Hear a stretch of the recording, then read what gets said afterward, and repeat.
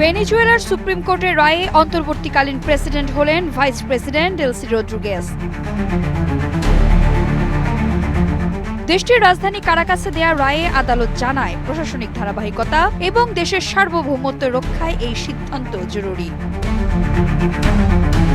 Rodriguez যুক্তরাষ্ট্রের হাতে আটক প্রেসিডেন্ট নিকোলাস মাদুরোর ভাইস প্রেসিডেন্ট হিসেবে কাজ করে আসছিলেন। বার্তা সংস্থা রয়টার্স জানিয়েছে, নিজেদের মতামতে সর্বোচ্চ আদালত বলেছে, প্রশাসনিক ধারাবাহিকতা এবং দেশের সর্বাঙ্গীন প্রতিরক্ষা নিশ্চিত করার জন্য রদ্রিগেজকে এই অবস্থানে বসানো গুরুত্বপূর্ণ।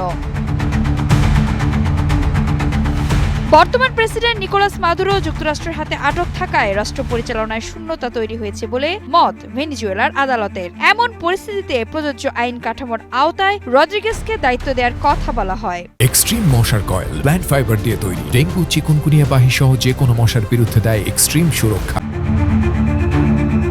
56 বছর বয়সী ডেলসি রদ্রিগেজ 2018 সাল থেকে ভেনেজুয়েলার ভাইস প্রেসিডেন্ট হিসেবে দায়িত্ব পালন করছেন। এর আগে তিনি অর্থমন্ত্রী এবং তেলমন্ত্রীর দায়িত্বেও ছিলেন।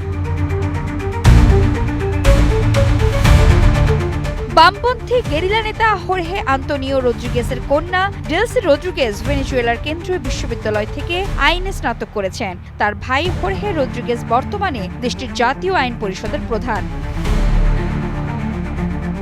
ভেনেজুয়েলার সুপ্রিম কোর্ট বলছে, প্রেসিডেন্টের জোরপূর্বক অনুপস্থিতির মুখে রাষ্ট্র এবং সরকারি প্রশাসনের স্থিতিশীলতা বজায় রাখাই এই রায়ের মূল লক্ষ্য।